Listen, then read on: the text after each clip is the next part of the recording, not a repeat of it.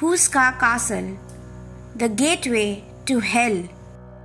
Check রিপাবলিকের এক নিঃসঙ্গ বনভূমির গভীরে দাঁড়িয়ে আছে এক রহস্যময় দুর্গ, হুস্কা কাসল।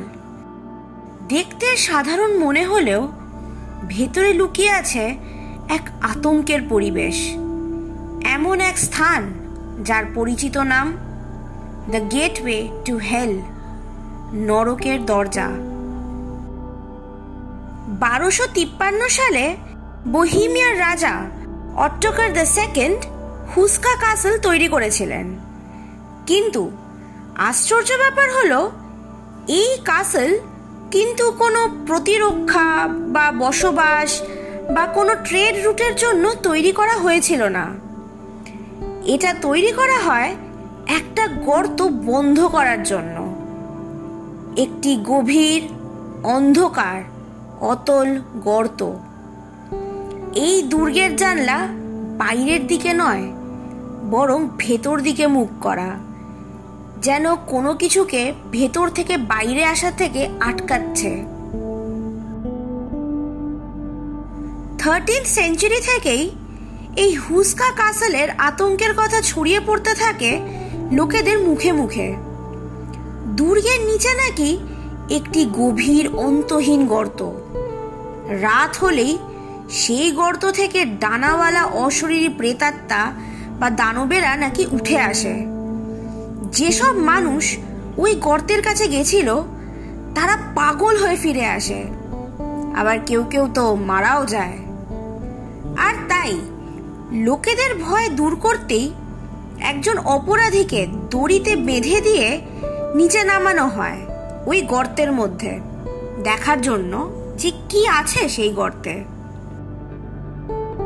কিন্তু কিছুক্ষণ পরই শোনা যায় তার ভয়ঙ্কর চিৎকার। তাকে টেনে ওপরে আনা হলে দেখা যায় তার চুল পুরো সাদা আর মুখের চামড়া কুঁচকে গেছে।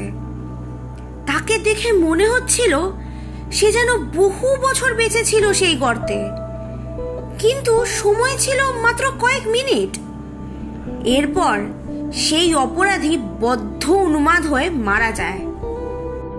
ওয়ার্ল্ড ওয়ার 2 এর সময় নাৎসিরা এই হুস্কা কাসল দখল করে। তারা তখন এই কাসলের মধ্যে অকল্পনীয় কালো জাদু ও অনেক ধরনের অকাল্ট রিচুয়ালস করত।